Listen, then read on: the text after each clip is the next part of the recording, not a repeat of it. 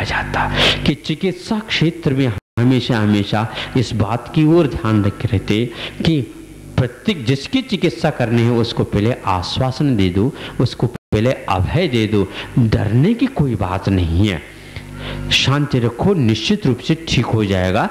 थोड़े बहुत है लेकिन ज़्यादा नहीं है। पूरा रोग भी फैल गया हो तो भी यही कहा जाता है ज़्यादा नहीं, वो ठीक हो जाएगा, बस इतनी गोलियां, बहुत अच्छे औषध। आपको कोई विकल्प नहीं करना है। अब विकल्प के कारण बहुत बड़ा हो जाता है, बीमारी बढ़ जाती है, इसलिए विकल्प नहीं करना, कुछ है ही नहीं।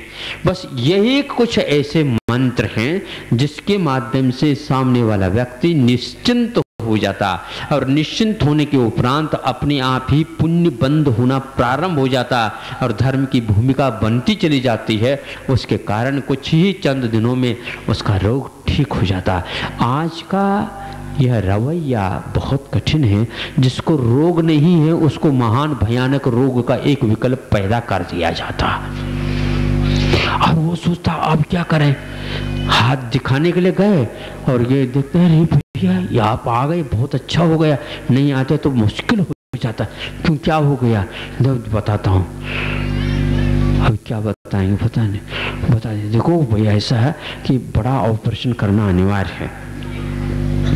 ऑपरेशन करना, हम वैसे ही खांसी जैसे आए थे, नहीं ऑपरेशन करने, नहीं आपको मैं कहता हूँ ऑपरेशन करना आवश्यक है, फिर भी आप यदि नहीं मानते हैं तो इतनी दवाई तो आपको लेना ही है। अब भैया देखो, दूसरे को वह दिखाता है अपने फ्रेंड को, तो नहीं आपको कोई आवश्यकता नहीं। क्या आवश्यकता नहीं? इसके आगे तो नहीं कह रहे यहाँ, नहीं आपके लिए इसकी कोई आवश्यकता। इस प्रकार यदि विकल्प के माध्यम से हम रोगी को नहीं रोगी होते हुए रोगी कर देते तो आकिंचन धर्म समाप्त हो जाता है।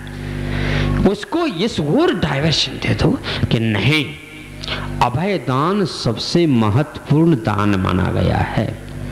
और आप लोग अभय दान क्यों नहीं दे पाते हैं? तो केवली भगवान अभय दान देते हैं।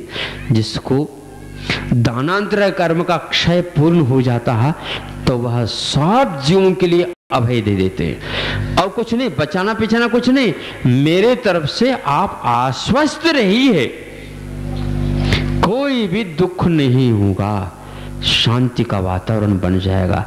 परिसर आप लोगों का बिल्कुल त्रस्त है और आप लोगों का कोई आश्वासन नहीं है। इसलिए नहीं है, हमारे पास क्या है हम दे सकते हैं, अच्छी सद्भावना तो दे सकते हैं आप। वो सद्भावना इसलिए नहीं आ रही है, जो परिग्रह की उपासना करने वाला व्यक्ति है वो कभी भी इस प्रकार का आश्वासन दे ही नहीं सकता। उसके मन से यह तरंग उठ ही नहीं सकती।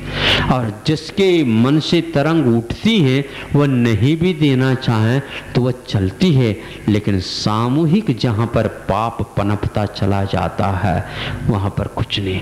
कल ही एक व्यक्ति ने कहा था, कल ने परसों हमने कही थी कि लाखों के रेत में ही अबे डरे रहे, उनको निकालने के भी उन लोगों को कोई चिंता नहीं रही, क्योंकि संख्या कितनी है क्या पता कैसा हम प्रबंध करें। तो कल नहीं परसों से और पुनः भूकंप सुनते हैं। कोई एक छोटा सा राष्ट्र है, 28 हजार मनुष्यों के वहाँ पर शव मिलने की संभावना व्यक्त की है। और एक महीने 2 महीने के भीतर भीतर ये घटना है। ताइवान, ठीक है, तो क्या है, कभी भी आ सकता है। वह पट्टी, वह बेल्ट कहीं भी घूम सकता है। आप समझ लीजिए, विचार कर लीजिए कि वहाँ पर निकालने की भी भावना नहीं होती। क्यों नहीं होती? इसलिए नहीं होती कि निकाल करके व्यवस्था कहाँ पर करें। मतलब अंतिम संस्कार करने के लिए भी तो चाहिए, और उनको निकालते समय कष्ट होगा। और साथ साथ ये है कि यदि बहुत मात्रा में निकल गए तो उनको कहाँ पर हम दाह संस्कार करें, वो सड़ेंगे गलेंगे तो क्या होगा। इसलिए 10-20 फीट नीचे यदि है तो वह वहीं के वहीं रह जाए, ऐसा संभव है। 2-2, 3-3 मंजिल की इमारत भी, ये 50 मंजिल की इमारत भी उसमें ढह गए हैं।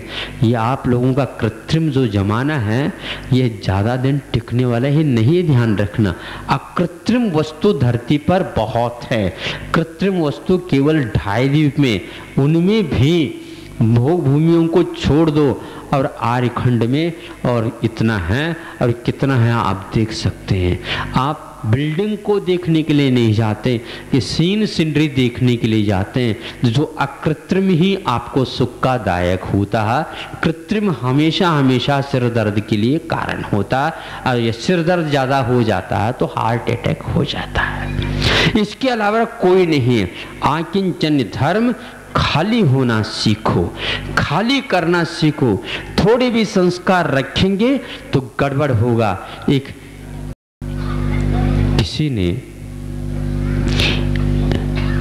बाजार से कस्तूरी अथवा केसर खरीद करके ले आए, कस्तूरी खरीद करके ले आए और उनको बड़ी पंगत बिठाने थे, निमंत्रण देना था, उसके लिए वह आवश्यक है। और जब ले आए दिखाया है कि भैया ये कस्तूरी का प्रयोग करना है आप लोगों को इसमें। जब रसोई बन गई, जिसमें कस्तूरी डलनी थी वहाँ पर कस्तूरी डल गई, सब भोजन के लिए बैठ गए और सब खाने लगे। उस समय कहा भैया ये क्या डाला आपने? तो क्या डाला? तो भैया बहुत कीमती जो कस्तूरी डाली है इसमें, यहाँ पर कस्तूरी तो लगती नहीं। तो क्या है? तो देखा, स्वाद लिया, भाई कस्तूरी जैसे लग नहीं रही है, डली तो कस्तूरी है, क्या हो गया है? इधर उधर देखा, भाई क्या डाला? तो यही डाला और जो आपने ला करके दिए थे, देखो ले आओ। ले आया और जो कस्तूरी थी वो कस्तूरी थी, लेकिन जो ही उसको खोले तो वह हिंगड़े की जैसी गंध आ गई। हिंगड़े की क्यों गंध आ गई? इसलिए कि उसमें पहले हिंगड़ा रखा गया था और अच्छे ढंग से उसको मांझ मूझ लिया था। लेकिन हिंगड़े का संस्कार तो आप जानते हैं कि वह जब शीशी फूटेगी तभी जाएगी, शीशी फूटने के उपरांत भी नहीं जाएगी, जब वह भस्म होगा तभी वह जाएगी। ऐसे ही आप लोग जब तक परिग्रह के संस्कार लेकर के बैठे हो, वह परिग्रह संस्कार और परिग्रह की गंध बदबू तो आती ही रहती। हाँ, किंचन्य कस्तूरी के सामने बदबूदार हिंगड़े को रखोगे तो गड़बड़ होगा। आप लोग पहले उसको मांझ लो, बल्कि यूं कह दो उस डिब्बे में कस्तूरी को रखो ही नहीं, दूसरे कौन से डिब्बे दे दो महाराज। आप पहले उस डिब्बे को फेंक दो तो फिर बाद में दे दो, नहीं तो आपके हाथ के संस्कार से भी हमारा ये डिब्बा और आपके मन से भी आकिंचन के ऊपर प्रभाव पड़ सकता है। आकिंचन, प्योर आकिंचन चाहिए। इस धर्म के लिए महावीर भगवान ने सर्व कदम उठाया, वृषभनाथ भगवान ने उससे पहले कदम उठाए। जो जो भी सिद्ध परमेष्टि बने उन अपने जीवन को बहुत मांझ मूझ करके आकिंचन्य धर्म रखा। फिर भी मन से, वचन से, काय से, कृत से, कार्य से, अनुमोदन से कुछ दोष लग गया, उसी समय उसको मांझने का प्रावधान और रखा। ऐसा आकिंचन्य धर्म आप लोगों की परंपरा में उपलब्ध है।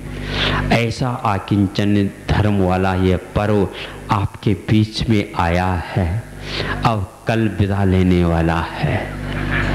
कल ही कह दिया कि कल महाराज मध्याह्न में प्रवचन नहीं करो, तो अच्छा, हमने सोचा कि एक दिन और कम करना चाह रहे हैं। 11 दिन का था हमने सोचा था, लेकिन 11 दिन कल सुबह समाप्त हो जाए। क्यों?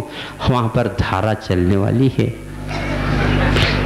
वहाँ धारा होने वाले हैं, बहुत अच्छी बात है। लेकिन मध्याह्न में प्रोग्राम नहीं हो सकेगा, तो सुबह रखा, देखते हैं कौन आता है, क्या आता है, कैसा होता है। तो जाना तो है सब लोग, लेकिन आकिंचन धर्म की छाप आप में, आप लोगों के ऊपर बनी रहे कि जितने बन सके उतने हम कम होते चले जाएं। जैसे आजकल की एक बीमारी बड़ी है कि वेट जिसको घटाना, ये भी बीमारी नहीं, वेट बढ़ने के उपरांत वेट को घटाने की एक पद्धति चली है, उसके लिए बहुत लोग क्यू में लगे हैं। तो यह बाहरी आकिंचन माना जाता है, भीतरी आकिंचन नहीं। भीतरी आकिंचन तो वह है कितनी संख्या है, कितनी झूरो एक के बाद